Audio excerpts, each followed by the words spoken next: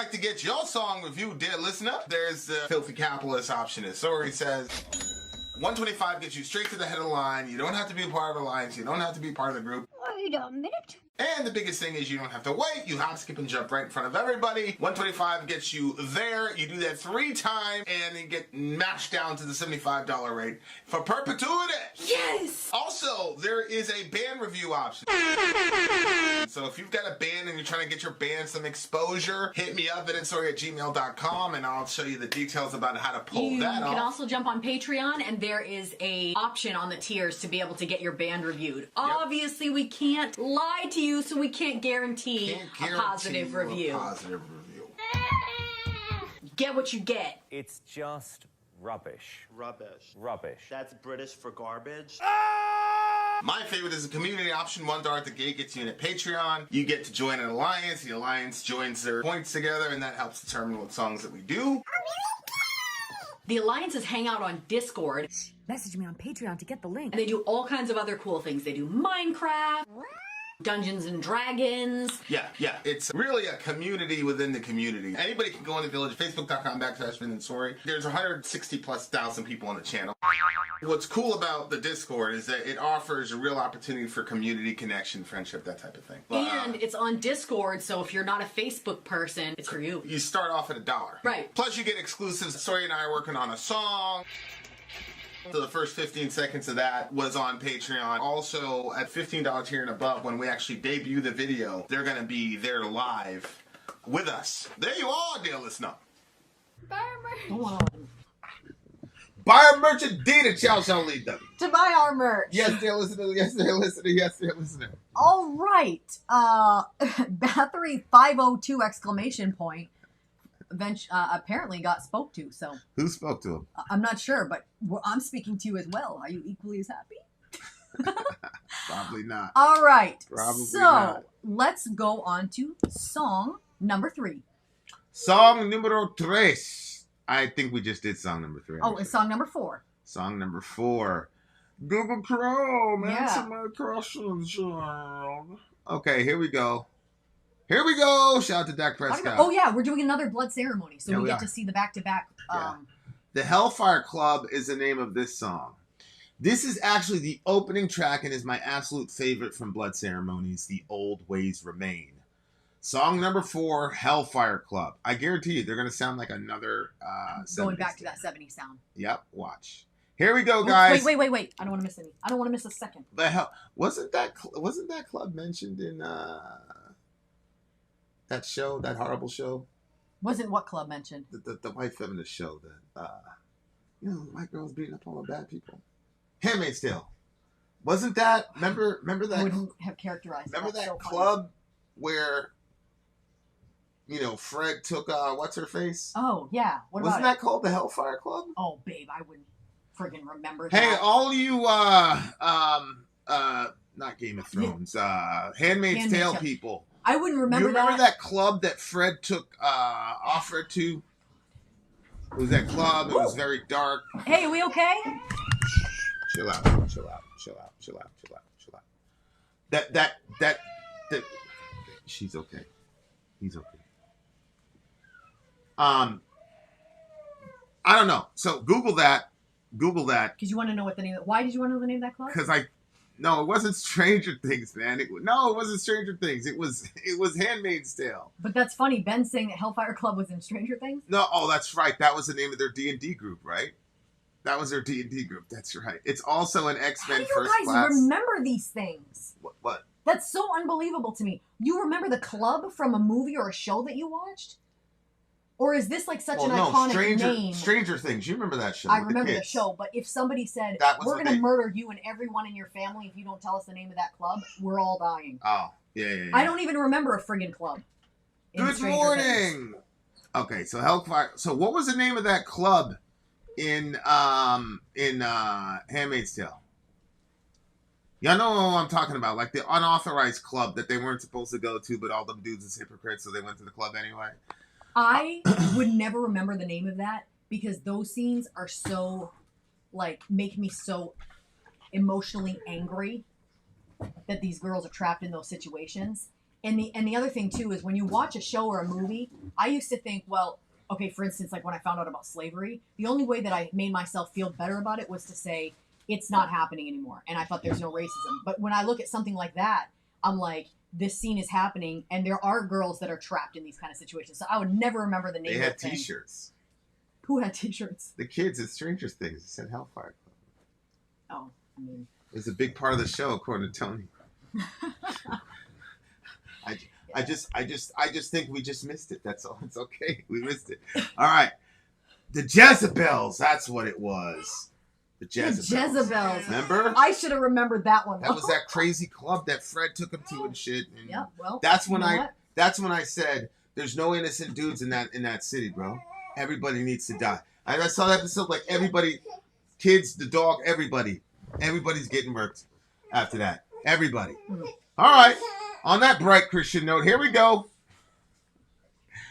Blood Ceremony, the Hellfire Club. Let's do this shit. Is this another one? Timestamp? No.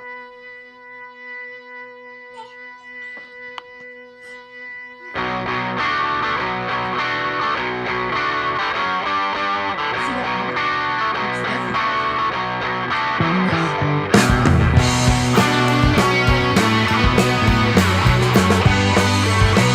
It's like an old 70s band. Come sing with me, a tune of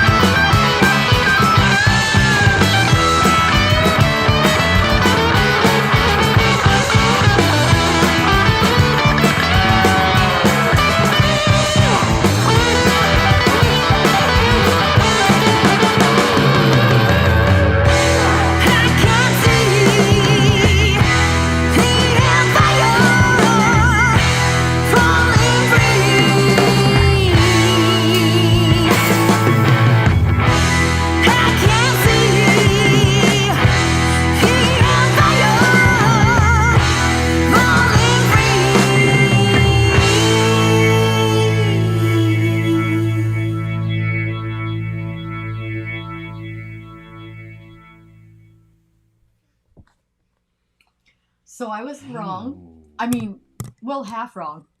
Huh? About what?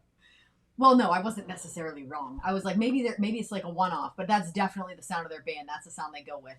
That vocal style, female, like raspy sounding vocal styles. I actually saw a video. I think Helena can do that type of vocal style. Can't you? Yeah. Yeah. Yeah. I was watching some videos on like doing that. What about it? It's just interesting because like if you watch the video and you think there's literally no way that you can make your voice do something like that, and then the girl like goes through these little exercises and you have to like think about what she's doing, and then all of a sudden like you make the sound, it's like raspy sounding. It's like, well, that was a surprise, but I don't know how to keep it there. Like if I watch her whatever, then I can do it like temporarily, but then like it's almost like it just whoop, goes away. But I like that sort of raspy sound. That song, Black Velvet, that's another one that has that sort of kind of... Yeah, I love, man, I showed you that song like 2 years ago. Oh, I know. I listened to it on the... Yeah, I love the... Yeah. Grungy, grimy. Yeah. All right, what did you think of this song? There's Well, a lot I mean, of self-awareness with whoever's writing these lyrics. There's a lot of self-awareness. How so? Well, in the previous song, she called herself a pervert. In this song, they're talking about, come sing with me a tune of devilry. Mm-hmm. So, like, there's this very self-conscious, like, yo, this is what we're about. Yeah. This is about devilry right here. Yeah, and... Which, obviously, I think they're using the term ironically. To try to, like, well, no, poke at Christians. Are we talking about... We're talking about, like, basically the scene from Handmaid's Tale, that type of environment? Well... I'll tell you, that I liked club. the mix. I liked the mix of like the way that they explain like sort of like the beauty of the sexuality in ways like a tune of devilry, white orchid trees, their shade is so heavenly, honored by Venus with gifts of honey mead. Come sin with me, oh God, like we shall be. Like it sort of sounds like it like puts you up because you're godlike in this environment, but at the same time she's also saying like it's devilry. Yeah, I mean, look, especially in the ancient Near East, there was a lot of sexuality attached to ritualistic paganism.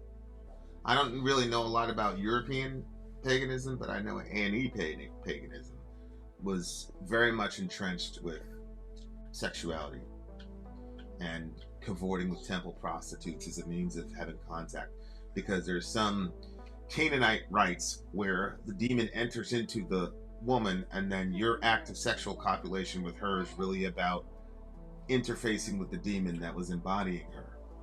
Oh my gosh. You know, very much like the temple and Where idolatry. did you read about that? Is that like Greek? What is that? It's not Greek. That's Romans? all in logo stuff. Remember when Who? God would Which- say, dude, I forgot, Schleitz or Klein. Remember, what's his name? In Deuteronomy where he's saying, do not learn the ways of these people. Don't Yeah. learn the ways of these people. Yeah. Yeah, so one year I went on a rabbit hole and I spent like just a year digging into the A&E, the ways of those people. No kidding. Cannibalism, incest, all that shit. But they systematized and ritualized temple prostitution in that. I mean, that makes complete sense. I just never really thought about it that way. The like basically two people opening themselves up to like outside entities to say, let's let them be actually. That's crazy. But this is the thing with paganism that I think gives it a leg up above the instincts of a lot of Abrahamics is that the pagans were very... It doesn't seem that modernism has affected them that much. And to some degree, if they were pantheistic, although it's very hard to get pantheism out of the ancient Near East in paganism, but if you see your gods everywhere, you're going to be a lot more in tune with them. And because a lot of those gods were tied explicitly to nature, obviously, as long as you're going to have nature, then you're going to have God or paganism, right? And I think that's actually the greatest strength of that. That's interesting. Yeah. That mindset, whether or not I agree with it. Yeah. Like Friggin' oak leaf. Yeah. Right, exactly. I'm curious to see religions, ideas, philosophies that stand the test of time. Mm-hmm. Like that's one of the things that makes me go. You know what I'm saying? And so the pagan impulse, however people want to characterize it, has been around since the very beginning. And all of our folks were formerly pagan. I mean, that's, Yeah. you know, Uh-huh. in Deuteronomy, For sure. when they're about to cross the river, and God says, your family was pagan, your fathers were pagan. Yeah. And It was same said thing, to Abraham. Sadat, yeah. And same thing with Islam, where it's clear that Muhammad came from a pagan family. I mean, Muhammad said that his father was in hell because he was a mushrik. So it's very interesting, because it's like in both the Abrahamics, it's like you were pagans and the Lord your God drew you out and you know, brought you to this, etc., etc. So sexuality is definitely always connected, for sure.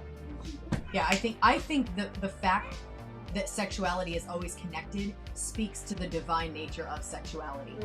Like, you know how there's like, Agree. it talks about the different sins in the Bible, and like, but it says like the sins of the body, that's something different. Like, Yeah. what you do with your body is something different, because our body is the temple. So what you do with your temple is different than stealing something. Like, stealing is not right. That's true.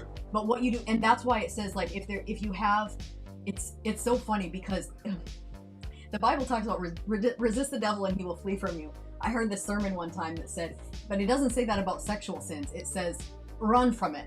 Yeah. Like, get Flee. the hell away, flee from Flee it. youthful desires. And it kind of like, it Yeah. gives you this picture of, back in the Old Testament, there's a story of Joseph, his brothers betray him. I mean, if I was to say the story how I see it now, I would say he was spoiled and he was being a bit of a bitch about it, and then his brothers got sick of it, and so they were like, we're gonna make you pay because our father loves you more, and they threw him into a pit, and then they end up selling him into slavery. He ends up with the Egyptians, and God prospers him in that environment. But while he's there, because he got such a high position, he had access to the queen, and she found him, he worked probably very hard, so he looked very nice. So she like wanted to start something with him. She ends up grabbing him, and he friggin' runs out of there, so much so that like his jacket is still in her hand, which then she accuses him more. But anyway, like, that's the kind of picture that I get. Like, when Joseph gets out of that situation, like, he just flees, he runs, like, he doesn't try to confront the situation or whatever, he just gets out of it. But I think that, yeah, there's a divine nature to sexuality, and I think that just like prayer kind of brings you to some like supernatural level, sexual stuff done right, it's just like, it's very interesting, because you'll have like, the pagans can have like rituals where it's like, you gotta follow these steps or whatever, like these are the things you have to do, you know, draw the line, draw this, put the candle, or whatever, you know what I mean? Well, I think that there's also like rituals that are set up around sexuality of these, if you follow these things for it, like, it's gonna give you that experience that it was made for. But that's just fascinating, like, yeah. Anyway, go ahead. Well, I mean, look, obviously nobody wants their children to be like, yeah, like, I would love it if my, you know, family member was inhabited by a demon, and then some dude paid 40 shekels to, you know, this is insane. But what's crazier to me is that the pagans, even with that system, had a higher view of sexuality and what's going on in the sexual act than current secularists did. Because the current secularists, all they have is you and me, baby, ain't nothing but mammals, like they do on the Discovery Channel. Yeah. And we're also supposed to pretend that this physicalist neo-Darwinian narrative is true. Mm-hmm. So we're all supposed to walk around and act like there isn't a qualitative ontological difference between animals and humans relative to our sexuality, except for assault, obviously. That's when we want to say, hey, you're not an animal. Mm-hmm. But when it's time to go out and like cavort with 50 women in a month, now it's, hey, this is built into my DNA. Mm-hmm. Right? And so it's like, it's very fascinating, because she mentions Venus, which obviously has connotations to sexuality. And then she also mentioned Bacchus, which obviously has a lot of connotations to orgiastic, sort of just excess in everything. Just put everything on 11 and let's experience as much pleasure fucking possible in this moment. You know, so Spurgeon would talk about bacchanalian reveries and things like that. And like, that's the idea. And then the subtext underneath that is like, you don't want to follow these like religious people who are gonna like restrict you. Like, be free. Be free. the thing is, but you can't, if you looked at the pagan rituals again, and you said, if you're like, well, you know, friggin' draw that star with the circle around it however you want, be friggin' free. It's not gonna work. What do you mean? You know what I mean? Like, you know when they do those rituals where they draw the star, Well, the circle around with pentagram, I'm not very familiar with, because just like... Well, I'm getting this from Christian sources, so I mean, maybe I'm wrong. Well, no, I mean, the pentagram is obviously a real thing, but this idea, like in the movies where they draw a big circle and there's a pentagram, all I'm saying is I don't know all that stuff. You know what I'm saying? Like, I'm not familiar with, like, do they actually do that, or is just that something I saw in the craft? You know what I'm saying? Like, honestly, like the first time I saw the pentagram stuff with witches, it was that movie. Yeah, Marilyn Manson, like, his crew was doing it. Yeah, no disrespect to Manson, but like, I wouldn't take what he does and say that represents. And the other thing too is, like, he wasn't even claiming paganism. He was claiming, I'm Marilyn Manson. People worship me. He was just borrowing all of those. That's what I'm saying. Like, I don't know, like, the whole. But what point were you making about the whole pentagram thing? The point that I'm trying to make, but you know, I don't know enough about paganism to know. It just seems like whenever I've learned about it, it always seems like they have rituals. They have, like, you know, steps that they have to follow. Even like you know, descriptions of stuff that they. It just seems like there's steps that they have to follow, and that in following those steps, it brings about some supernatural event that they wanted. And I don't think that those steps are like magic. I think that those steps represent something to the supernatural world that, hey, I want some interaction. Here's my interaction. This is my intention, and this is what I want from you. And I think that when you, just like, if you follow those steps and then you get that interaction, I'm making a correlation between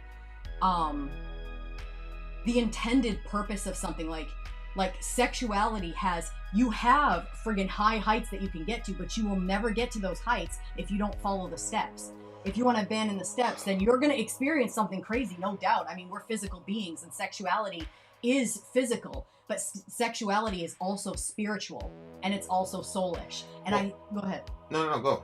I think that a lot of us can understand the physical and the soulish side of sex, but the spiritual side of sex, I'm not sure how many people like pick up on that. I would actually venture to say maybe there are pagan rituals where they have a deeper understanding that there is something more than just the body going on here. I'm certain they do. Yeah, so I'm certain they do. They have to. You remember when we watched They have that to, show? because they've divinized the sexual act, so yeah, they have to. But here's the thing: it's like, this is my favorite line of the song, where it says, she says right there, she said something about the mystery. It's the chorus. Yeah. Where is it? Irony. Oh, that was the other song. I think. Was it the other song? Yeah, but the mystery part popped out to me in the other song too. I had to search for it. And it was it must have been the other song. Because I could have sworn I saw it there, but I was like, yeah, like, that's the big thing. Like, yeah, that's crazy. And then she talks about the last of the wine, obviously Bacchanalianism. Well, interestingly, Bacchanalianism, according to Priest, was actually outlawed. Well, not outlawed, but you basically had to go. Bacchanalians were actually suppressed by the Roman government. Rural Romans had many of the philosophers were very conservative regarding sexual ethics. Mm-hmm. Interesting. You remember when we watched? Wait, that's what I'm saying. Like, that's what I'm saying when we say pagan. Like, that's a very broad, it's friggin' broad as fuck term, and it depends on time. You know, like anything. That's why, like, I don't want to. I don't know about the pentagram. I'm a Christian. Obviously, I don't believe that the base presuppositions of paganism are true.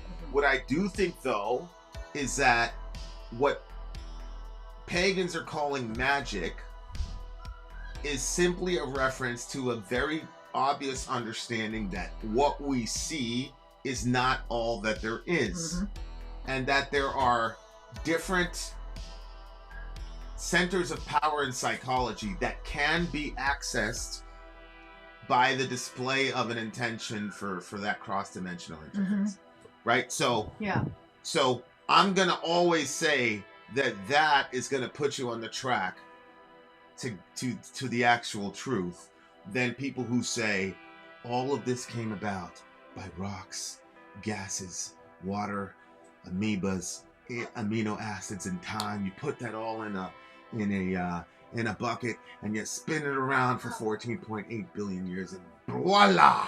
We have things like sexuality, consent, pleasure, blah, blah, blah, blah, blah, blah, blah. But all that shit is in your head to serve the purpose of replicating dominant genes so that we could remain the apex predator. That's the line. That little understanding of sexuality is what we're supposed to believe is happening, when we all know that there is something way deeper and, might I say, mysterious happening with the sexual. And just, I don't know if we all know that, babe. I think we know. I think that you may have known it, but I don't know if people can continually know it if you continue to misuse it. So, for instance, what's his face throwing baloney on that girl? I don't believe that he felt anything was even happening. Like I think that he lost. Like, the farther and farther he got away from its original intention, the less and less you know that that's even available.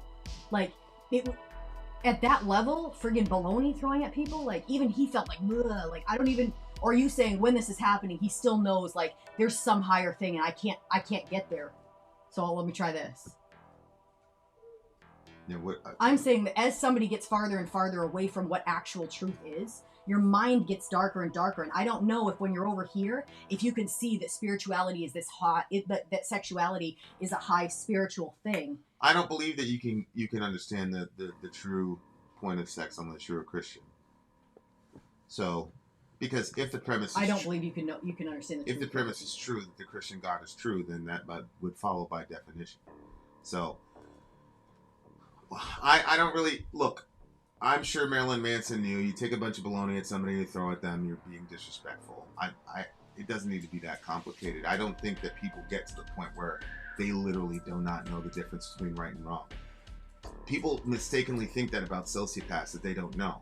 It's not that they don't know, it's that they don't feel. Care. They don't feel, they don't care, and they don't listen. That voice is not going to augment their behavior at all. It's not going to move them an inch. That's what a sociopath is. That doesn't mean that they don't have a cognition that they're wrong. I think it's pretty often that when we talk about pagans or the channel, we're frequently confusing history of paganism and neo-paganism. Agreed. And that's why I said, like, it's regional dependent, it's temporally dependent. A lot of those things are dependent because the term pagan has kind of been a catch-all, especially in our context, for like anything non-Christian. I've heard people refer to Muslims as pagans. I'm like, I mean, they're monotheists. Well, babe, I mean, you can't call them pagans. I think in the King James version of the Bible, anybody who was outside of Israel or outside of Christianity was called pagans. That was my understanding. Yeah, that's what I'm saying. That's what I'm saying in our specific evangelical context. Yeah, that's what I'm saying. That's why I'm saying, like, I don't know about the pentagram, none of that shit. Like, I don't know. I don't know if somebody in Scandinavia 10,000 years ago was standing in the middle of the pentagram. Like, to me, I'm like, oh, I see. Yeah. I don't know. Do you remember when we watched that show? It was like the Gladiator show. I know what you're talking about. Okay, that show. You remember there was a scene where they would put on those masks, and those masks represented other gods, and then they would basically go about it. It was their way of breaking the rules to be able to, like, have sex without getting in trouble for, like, not being faithful. Because remember, it ended up coming out that's again, I don't know how historically accurate that was. Yeah, well, no, I was just asking if that part is accurate. I was just bringing it up to remind you of the scene. But do you know if that's accurate? Like that, like, because you said at the beginning of this that they would, or somebody did, that they would, like, represent the deity and then have sex with, like, that mentality. No. In Canaanite paganism, the deity would go inside of the woman, and then you, in copulating with that woman, was making contact with that god. Do you think that that's how the Nephilim happened? I think that if I was an intelligence who was trying to systematize the production of those things, and you just make a religious rite out of it, and you systematize it. But remember, a lot of those pagans also would take the offspring of those unions and then send them back to Molech. Right? Moloch was a god, and he had metal arms. They would start a fire beneath his arms, and they would lay the baby, and they would beat the drums so they couldn't hear the cries of the child when it was burning to Molech. Yeah. But you know what? See, that's what I'm saying. Sometimes I prefer if you look at a psychopath that because it's so obvious how wrong it is. over and against what we do to our babies now, because our babies are silenced differently. But what I'm saying is that I find so much more value in pagan sexuality than I would in secular sexuality. Although pagan sexuality is obviously a lot more liberal in some iterations than secular. The difference is, at least in paganism, my daughters would have a context that something more than just a physical exchange is happening in the act. Yeah. And so I think the idea that you're just two animals trying to replicate superior genes to maintain apex predator status, I think that if anybody truly imbibes the horrors of the implications of that message, then the world is pretty much literally over. Thank goodness secularism and internet atheism is declining rapidly. Half of it has to do with the fact that you guys keep running from people. Shout out to Matt Dillahunty. Shout out to Dr. John Peters as well. You should be ashamed of yourself. I barely graduated high school. You're out here running away from me. Oh my God. All right. What's the world coming to? God help me. I really, really like this band, man. Me too. Another 9.8 for me. I really like this band a lot. They're a very provocative band. Mm-hmm. They're a very provocative band, but yeah, man, like, what do they say? They call it sex magic or something like that. Like, yeah, I think that's much more preferable to me than the shit that the secularists are offering women now. Good night.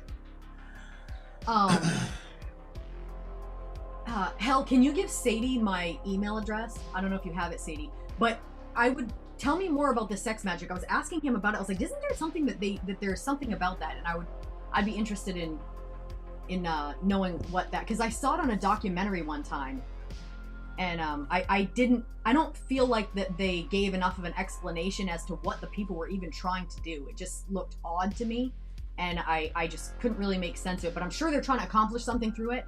But and I then don't know. The last part that complicates this stuff is that you got these young kids who genuinely want to identify with paganism, but don't have the context, right? So they're doing their best. They got the pentagram, they got this, they got that. They don't, but they just believe, hey, that we have a lot of those up in Maine. Like, you ask them like second degree questions, they have no idea. Oh. You know what I'm saying? Oh, 100%. But like, yeah.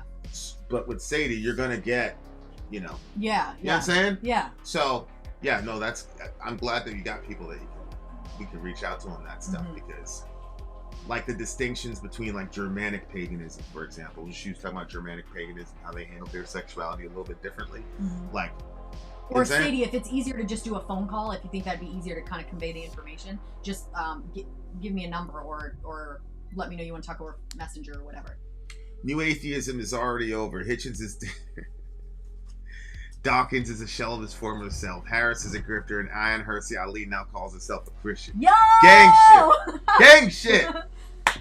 She escaped from the Muslims, and then she went into atheism. It's just like they said in that scripture. It'll be like you ran from a snake, and then you turned the corner and ran into a bear. SubhanAllah, it's over for you. All right.